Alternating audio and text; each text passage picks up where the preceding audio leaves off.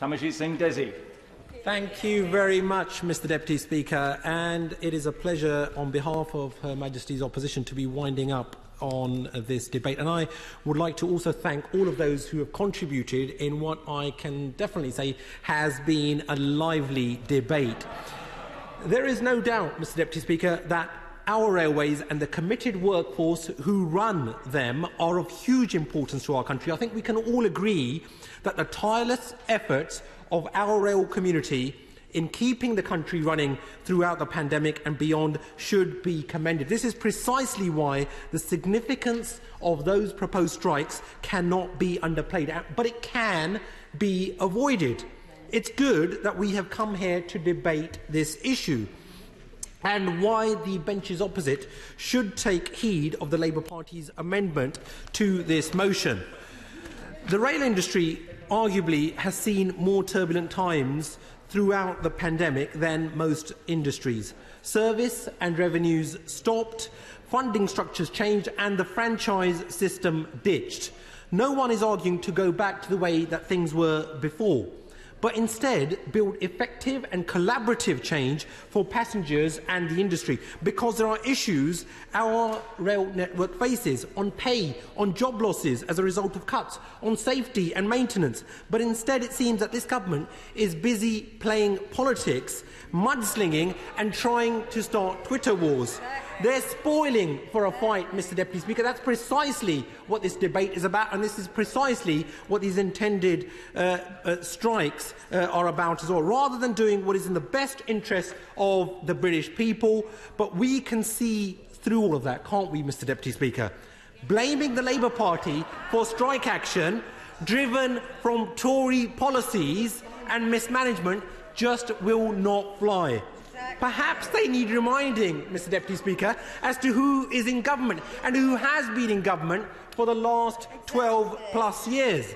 Perhaps, Mr Deputy Speaker, as my right honourable friend, the Shadow Secretary of State for Transport, said, if only they put just half of that energy into actually getting around a table with the unions to negotiate, we could have avoided the situation we find ourselves in today. And I will give way.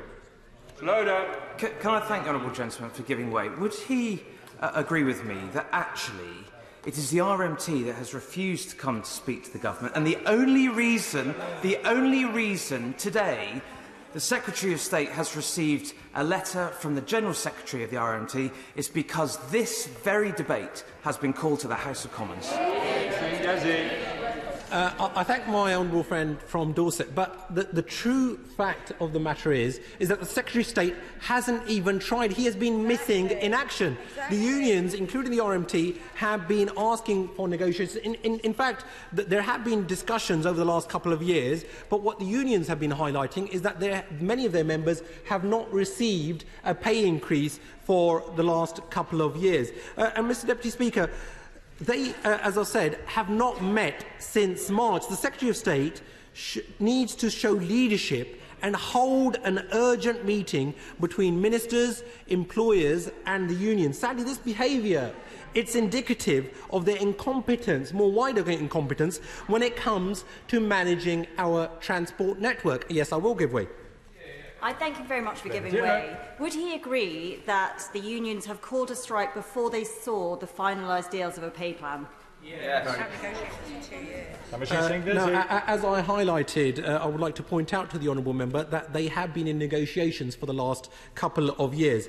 But when I talk about wider incompetence, let's take Transport for London and the government's failures on securing a long-term funding deal for Transport for London, which has left them in limbo, leaving no choice for TfL to make cuts to services in the face of a lack of government support. Ministers playing political games where the only losers are the hard-working British people. So why is this government choosing to cut when it should be choosing to invest? Instead of delivering on a rolling programme of electrification, when it should be choosing to invest, and they are scrapping huge parts of the HS2. I can see the rail minister who's laughing from a sedentary position, but they have scrapped the eastern leg of HS2 and the northern powerhouse rail to boot as well. So why is this government choosing managed decline when it should be choosing growth? Cutting services when it should be cutting fares, as many of our European neighbours are doing. We could have a rail network with affordable, reliable services whereby more people want to travel by rail, helping us to address the climate emergency. But instead, this government are focused on punishing rail passengers, punishing key workers on our railways, and presiding over the managed decline of our railways. £1 billion worth of cuts, Mr Deputy Speaker, imposed from the top. A decade plus of Tory government has driven our transport systems into the ground, and the pandemic has catalysed this process to crisis point.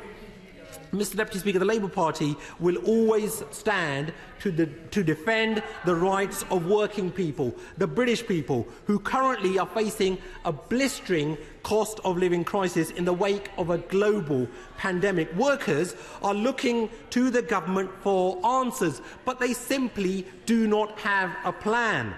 No employment bill, as has been promised for the last 3 years. No progress on fire and rehire. I've just been in a debate, Mr Deputy Speaker, on fire and rehire, which I managed to secure within Westminster Hall earlier today, and there was not one single Conservative backbencher who had managed to attend that debate, because they simply do not. They simply.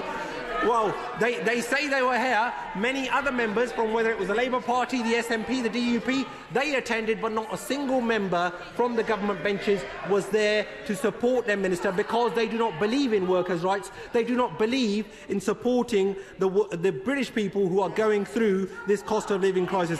And now the Transport Secretary seems intent on jeopardising the right to strike at all.